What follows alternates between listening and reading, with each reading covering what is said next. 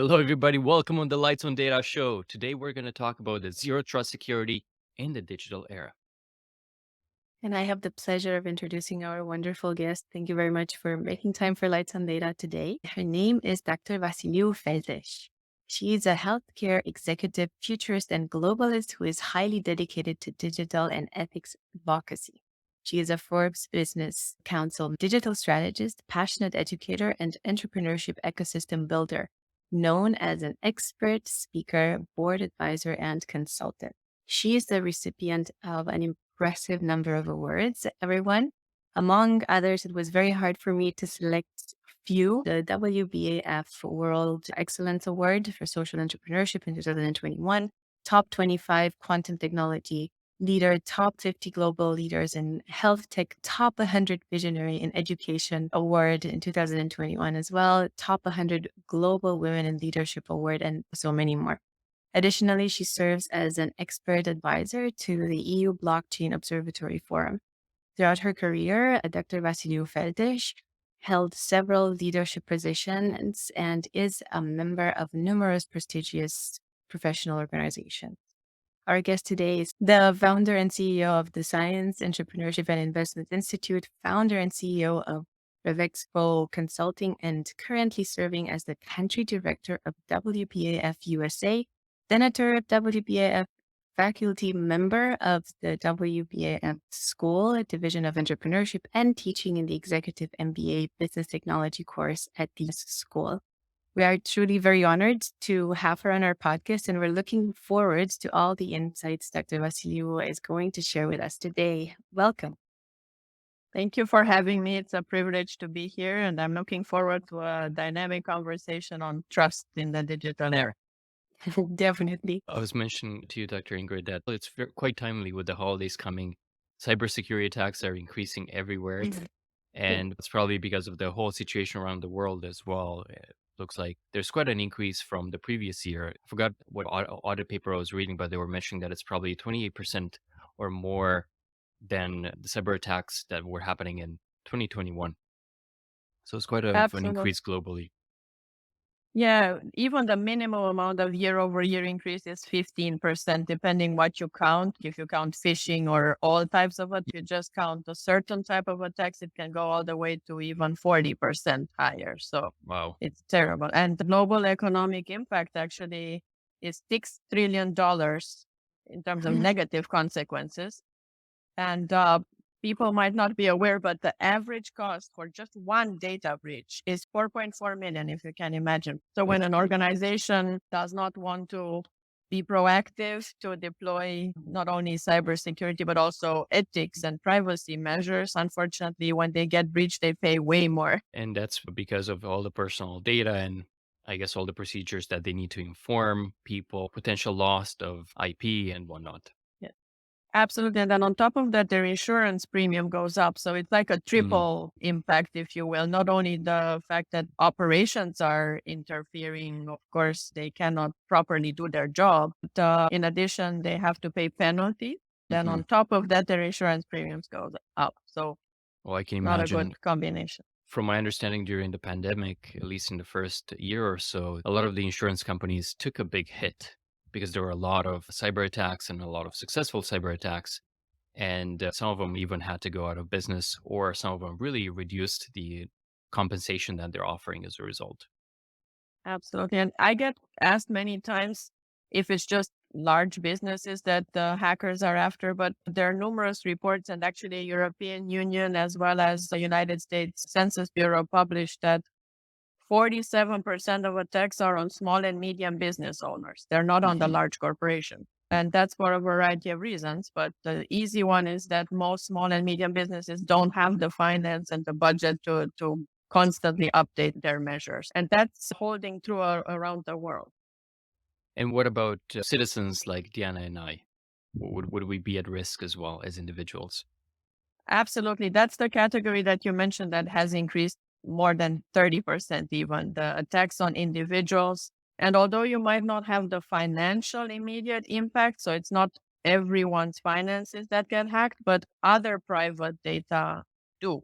And those have a lot of value on the black market, right? So identity data is highly valuable as an aggregate. Maybe for you individually, it's just a hassle because you have to change passwords, you have to change your driver's license or any other identity form.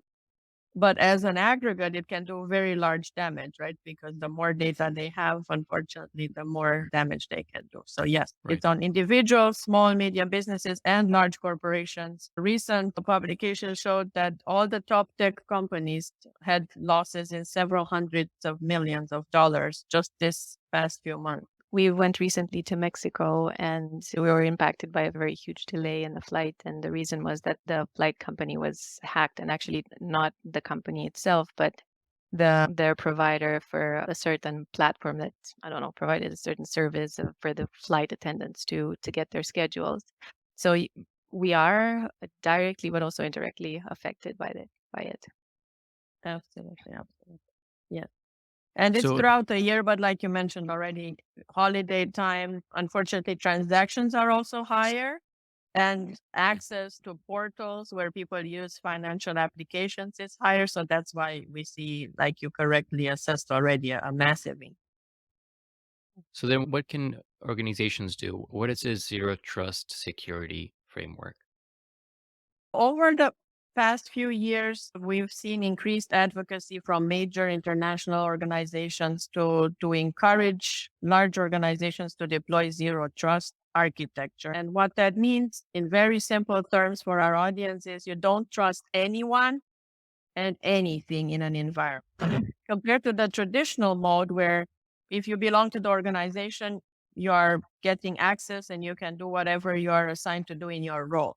In this type of model, we assume that every single entry, every single user, device, every single data exchange, every single transaction, everything, you assume that there is a threat to it and you secure it.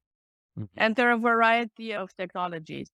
So the important part is to remember exactly what a very famous person said: don't trust anything and verify everything. That's the overarching concept. From a more sophisticated perspective, it's a proactive approach. It's a dynamic approach as opposed to a static traditional cybersecurity configuration. And when you think about the ecosystem that you have to enable when you do zero trust architecture, for our audience to visualize it, is you have to think about users, all the devices. Remember, each user can sometimes access a system through 10, 15 devices and different digital identities. On my iPhone, I might have one identity. On my Mac, I might have another identity. On my office computer in one location, I might have another identity. So sometimes per user, you can have different identities every single day that are accessing that system. Mhm. So it's users, devices, networks, gateways, infrastructure that you might access, other segues or payment solutions or any other portals. All those have have a big role to play. And then the most important that I mentioned briefly is sessions or transactions need to be authenticated and verified as well. In a traditional model, once you put your password in, not every single transaction or every single click is authenticated and verified. In this zero trust, everything all the time, no matter what. And the reason why it's called dynamic is because you can embed dynamically new rules, new regulations, new devices, new users, and you can also take away access dynamically. So not only give access dynamically, but also take it away based on very specific rules engine. So I might say George can access only a certain digit in a big number, and maybe Diana can access only a single type of word in a big document infrastructure. And Ingrid can only access tables, only Mhm. specific elements in a table. So you see, it's granular and very precise. And all of this would need to be maintained manually, or you just configure systems and then they take care of itself based on those rules that you've predefined. That's the beautiful thing. So absolutely, the current model zero trust architecture usually deploys 2, 3, sometimes even more of the emerging technologies. Oftentimes you'll have one or more AI portfolio tools. Sometimes you'll have also blockchain technology, any type of blockchain that is appropriate for that. But often, of course, organizations might choose a permissionless Hmm. blockchain or a permission-based one, depending on the type of business. And then, of course, you might have many other technologies that can be added to this base infrastructure, but definitely automated. Now, from what I understood, the human, the end user, is one of the weakest link in this whole ecosystem. With the zero trust architecture, try and remove the risk or reduce the risk as much as possible. Yeah, we try, as on planet Earth, nothing is 100%. So we try to always use words like mitigate and yes, prevent, predict are the correct terminologies. It's never zero. The zero trust architecture, though, also helps with is to ensure that even if the system is penetrated by malicious actors that want to do harm, you don't lose operational efficiency because the information is spread out in a decentralized way so that even the sophisticated ones, even up to a third of your system can be penetrated and you're not going to lose operational efficiency. And the malicious actors can't do much with that information because it's spread out in a way that will not allow them to do anything with it. If you want, I can elaborate a little bit. For instance, blockchain technology allows a decentralized approach.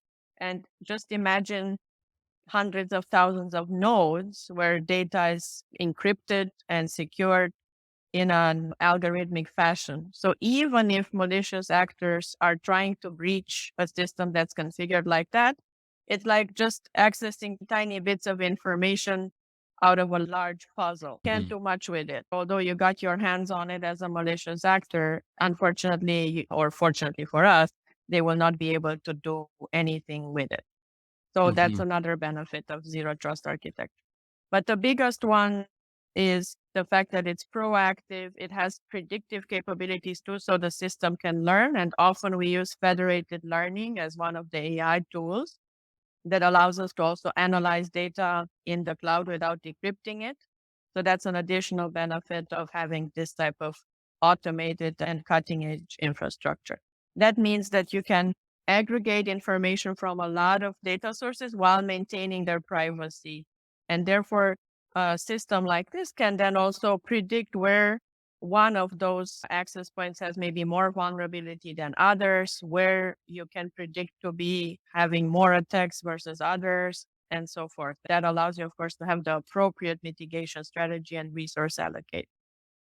Thank you. Thank you for that explanation, I have a quick Tina. question regarding stats. Once a company invests in this and implements it, to what percentage do the breaches get reduced?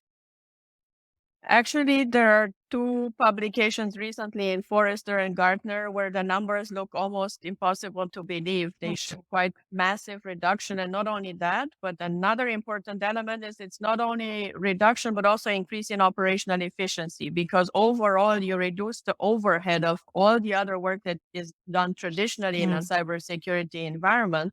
And now it happens instantly. And because you reduce and mitigate so many of these threats, you don't have this much recovery to do. You don't have to have this much effort post attack because you have an instant trail and an instant auditing capability to know where you got penetrated. Sometimes you can even see it in real time. Mm. So the benefit that they outlined there is actually increase in ROI up to 91%, which I have never seen before. So Wow. even if that's not totally accurate, depending, let's say, on how the organization deployed it, and it was just in this specific survey, but the numbers are quite robust. So there's no doubt that by having a proactive approach, dynamic approach, predictive capabilities, and to auditing instantly when something goes wrong, you save a lot of manpower and a lot of dollars and a lot of those penalties we talked about, as well as reduction in that cyber insurance premium. So the combined augmented effect of these elements is most likely that's giving those almost impossible to believe ROI numbers. So Forrester and Gartner had those publications on zero trust. These numbers are very convincing. Yeah. And maybe it's helpful for our audience to know that this is not just something that's theoretical. Major organizations have deployed it. So to give examples to our audience, maybe that are relevant, the Federal Aviation System is using this model. Mm. NASA has deployed this model. Chevron has used this model, just to give a few of the more well-known, because you also gave the example with the flight. I thought it might be meaningful for our audience to know that Thank it's you. very important. And would you say then this is Definitely. more attainable for big I'm companies? just curious from Diana, you cut out a little bit. I might take George's question first, and then we can come back to Dana. But Sounds good. it's not only attainable for large companies, also small and medium can do this type of approach. It might just not be all at once. And that's the other beautiful thing. You can do it in modules and in a sequence fashion. So for instance, you can first secure user access and make sure that you have that in configured in a zero trust fashion. You can also add devices, then you can add workloads, then you can add your networks, then you can add all exchanges. So it doesn't have to be all in one. The key point is to have this type of mindset and to deploy this type of proactive infrastructure as opposed to a static one. Makes sense. Diana, did you have a follow up there? I'm gonna try again. I was saying that I might be thinking too micro, but my question was what is the approach towards implementation? Do we do full organizational change towards zero trust, or do we take things incrementally from service to service or department to department? No, it's a great question. And actually, the National Institute for Science and Technology has a framework and a deployment suggestion, like a playbook. So I encourage the audience that's interested to look at that. Also, the World Economic Forum has a very nice framework, and Deloitte recently has also published a step-by-step approach. It's a great question. I personally, when I do that, is I believe in a strong feasibility analysis before you decide, because it's dependent on how that organization is structured also from other perspectives. So how are they currently managing other elements within their organization? If it all enterprise approach, then this one should be enterprise as well. If they have other elements where they deploy just by department, for instance, let's give concrete examples to our audience. Let's pretend you're an international organization that's in 35 countries, and each of your countries uses another type of server, another type of cloud, another type of software, another type of devices for their users, and has deployed maybe cybersecurity solutions that were static or maybe cutting edge, but not zero trust, but each of them of a different type, 35 countries. Having a zero trust architecture there is beneficial. And you could do one for the mothership that covers all the 35 countries by using that federated learning model that I mentioned earlier, for example. Or you could say, let's deploy zero trust for each country at a time and then combine it at the end if it's not possible to do all. And from a regulatory perspective, you can see why sometimes you might prefer to do it by country, because then the rules that you need to embed in that zero trust architecture are a little bit easier because you can follow the regulatory guidelines that are pertinent there. So to your question, it depends what is meaningful for that organization. And my specialty is usually to also align with what you do on the ethics side and what you do on the financial operation side. Because if you have zero trust one way and then your financial metrics and operations are set up another way, and then your ethics and privacy and compliance and risk is set up yet another way, you're not going to have that interoperability between all these approaches, and things are going to still go bad. So you're going to still have data breaches. I always recommend a thorough feasibility analysis and keeping that harmonization in mind too, because that's key. So interesting. I have one last question here. Zero trust and other approaches, they focus on the prevention, they focus on the protection. Is there one that focuses on trying to find the perpetrators as well? One that sort of bites back and tries and catch them in any way or another? There are actually some companies now that are in the Web3 category that are doing already that type of work. I recently had an opportunity to be on a panel with them that we did for the European Blockchain Week. So there are already forward-thinking companies that are doing not only the vulnerability testing, not only do they help with zero trust security, not only do they do the forecasting, but they also trace and track those type of perpetrators. Now they're not gonna do the legal enforcement, but they will give you the sources so that then the appropriate bodies can go and follow up. But yes, they're called dark web crawlers, and particularly all of them have a Web3 configuration now, which we didn't talk yet about, but I think it's important probably to mention for our audience. You mentioned the holidays, that's a big one. But even larger for the next decade, we are currently at the cusp of transitioning from a Web 2.0 configuration to Web 3.0 configuration. And zero trust architecture is absolutely crucial for Web 3.0. It's not a nice to have anymore, and it will be absolutely essential for organizations to remain viable and not keep having increases in their cyber attacks. Thank you so much. That's a great outlook for the future. And hopefully organizations will take notice. Thank you so much for attending Lights on Data show today and presenting us this very important topic. And everybody, please follow Dr. Ingrid on LinkedIn. We'll post a link in the comments and in the show notes afterwards. So please stay tuned. Thank you so much for inviting me.